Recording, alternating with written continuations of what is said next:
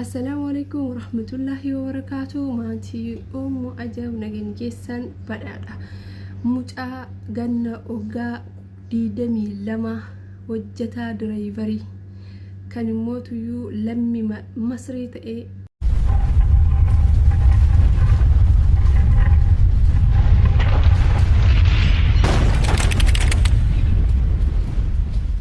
مجان كن دائما جي أسجل ganaa ji'a 10 hin guutin ji'a 10 seente haadha jalaa fuudhee itti taphatee daa'imatti ajjeesee fidee isbaalaa bira gateef akkami akkana ta'e qissaan kun innaa lillahi wa innaa ilayhi raaji'uun. Guyyaa kaleessa inumaan arga suuraa daa'ima sanaa namoonni hedduun argitan jedhee yaada tiktooka kanarratti wallaahi na ajaa'ibeetuma isinii qooduu dhufe jechuudha. Hin argaa oluma dabarsa daa'ima burcuqqee takka jechuudha. Suudaanii burcuqqee bareedduu takka oluma dabarsa maaliif suudaanii waan ta'aniif kennayyuu haajaan hedduudhaan bakka ima dabarsa gin har'a gaduuf qabee dhaggeeffadhe yeroo gaduuf qabee dhaggeeffadhu subhaanallah yaa romoo wallaahi cooran narra rigidaa jechuudha. Coora makana narratti rigidaa jechuudha. Akkana ta'ame dubbiin daa'imattiin suudaaniidha. Haati maatiin faamiliin suudaaniidha. Mana kiraa keessa galan imaaraa 16ffaa jedhan wanni 16ffaa fooqa 16ffaa galan jedhan. Haati guyyaa 3 dhukkubsattee ciisti. Daa'ima takka intala waggaa 6 qabdi. Tun waggaa 9 fixxee kurnaffaa seentee jirti diqqishuun tun. Isiin boottee jennaan haati dhukkubaa daa'iman olii gad oofuu kunuunsuu hin dandeenye sossobuu hin dandeenye achumaa micattii waggaa 6 tun ummaa dhiisi ati si dhukkuba ati ciis bakka ani sii fuudhee gadiin buunee warra ollaatti taphannaa jetteen. Akkuma yeroo kaanii aayidii waan ta'e waa yaaddire haati ishee jettee hayyamtee fi daa'ima xiqqishuu tana baadhattee obboleettii waggaa 6 tun gadi buutee taphatan ollatti jechuudha. Ollaatitti imaaraa 13ffaa irratti natti fakkaata akkas osoma taphatan sagaleen daa'imanii ni dhagahama jedhan. Balballi banaadha jedhan. Balballi banaa ta'e kun balbala kam akka ta'e iraan galu karaa alaatti gadi ta'ee hin beekan. Ergasii mucaa wahii dhufe jedhan. Micattiin diqqishuun tun ta waggaa 6 tun obboleettii fi ijoollee ollaa jedhu maxxantu mucaa wahii dhufee jedha. Mucaan kun akkana luuxee ijoollee tanniin ilaala. Ijoollee shamarranii taphatan tanniin jechuudha. Tun jabduu sanallee odoo fuudhee madandaanni jabduun fuudhuu ittiin mijanne waan ta'eef diqqishuu tana fuudhee malee. Ergasii diqqishuun tun kan alaatti gad dhiyaatte na fakkaatetti. Diqqishuu tana oluma qabeetumaan butee tareen. Kazaan daa'imattiin achuma iyyiitii tuyxee bootte.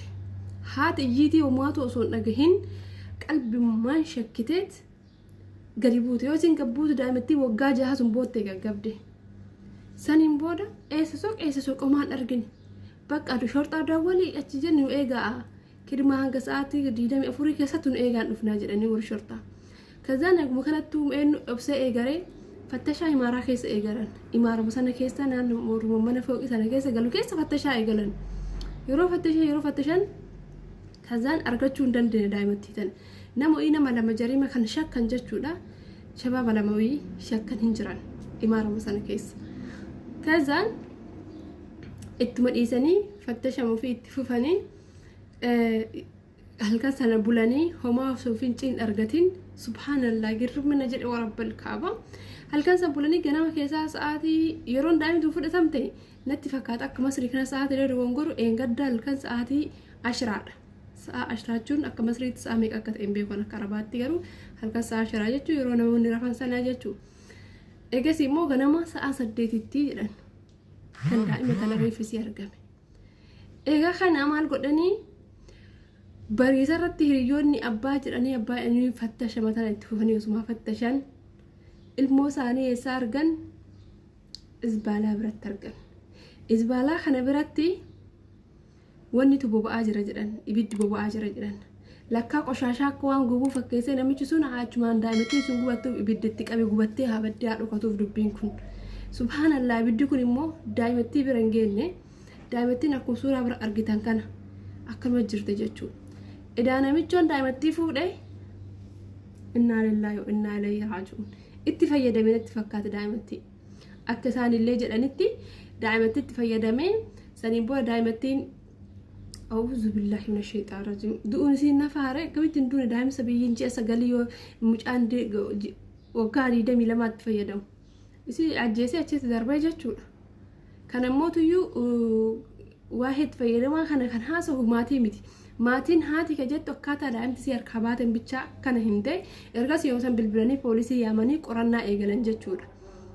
Daa'imatti reef arganeenyaa qorannaa naannoo eegalan yeroo qorannaa naannoo eegalanitti namichis qabamee mucaalleen jechuudha. Mucaan hojjetaa direeveraa kan ta'e nama waggaa 12 waggaa 22 akkasuma immoo nyaata maxaa'ama alkusharii jedhamu keessa kan hojjetu nyaata fidee dhufee imaaraa sanirra yeroo nyaata fuudhee gaddeebu daa'imatti harka qabatee kataree subhaanallahi akkamitti akka inni qabate mala imaarama san keessa bakki inni seensisee jira natti fakkaate malee tareenis natti fakkaatu baasawee afaan amma jarri warri maatii akkana daa'imni kan fuudhee baluu hin jenne warri maatii akkaataa daa'imatti dhaban bichaa himan garuu BBC'n warri Masrii gad lakkisee miidiyaan Masrii akka itti gadi lakkiseeni daa'imattiin tun kan duuti isa harkatti kaameraan guutuun qabee yeroo nyaata fidee deebi'u direeveriidha nyaata fidee deebi'u fudhatee daa'imatti deemanii ajjeesee fidee achitti gate isbaalaa biratti gate.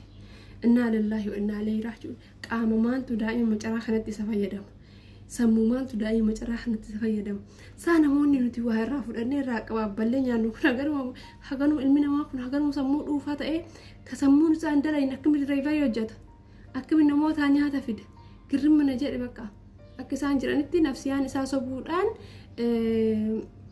fedhii madri wallahi laazim waan isaan jedhan sana hin beekan garuu hiikkan isaa akkasuma na fakkaate daa'imatti itti fayyadamee ajjeesee fedhii as eeggata jechuudha. Daa'ima ji'a 9 jechuudha. Maal dhageenyaa obboleewwan warabbal kaaba mataa kana dhukkuban jechuudha. Coranna suukanaa jechuudha. Rabbiin haqa daa'ima tanaa haa baasu mucaan garuu qabamee jira jechuudha.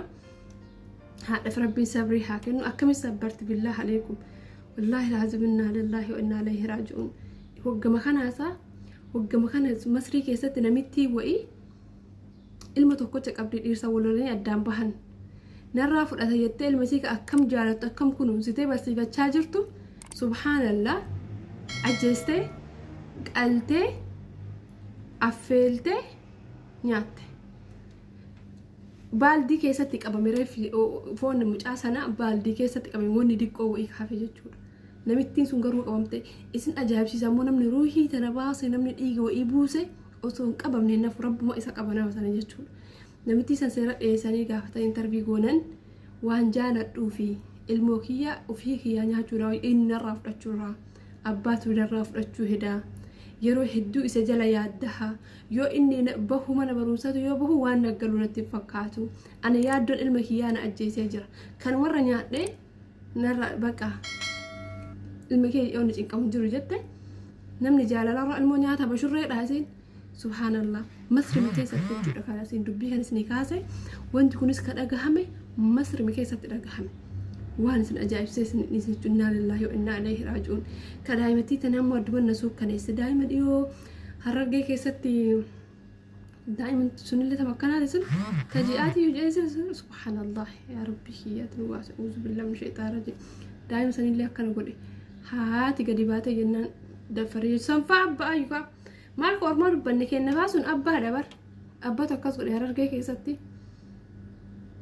abbatu ilmoo isaa haati biraa gadi baanan itti fayyadame inna lillahi wa inna ilayhi raaji'uun kana sila alagaadhayu fuudhee deebanii itti fayyadame ajjeesee deebi'e subhanallah dunyaan tu waan hedduu qabattee deemaa jirti rabbiin waan akka malee nu haa baasu rabbiin bakka jiranitti ilmaan teennallee nuuf haa eegu wallahi laazim coranna suukkana hiisummaa qooduu dhufe daa'imattiin immoo hedduu qalbii nama raastee akkuma isin argitan kana obsa haa kennuuf haadha sanii akkamitti akka sun obsitu gugaa garaa nama nyaata wallahi sanuu osoo haguma xiqqootti of biraa dhaban haguma xiqqootti jechuudha haguma libsuu ijaatti ilmoota of biraa dhabdu innaa akkasitti Suudaanii fi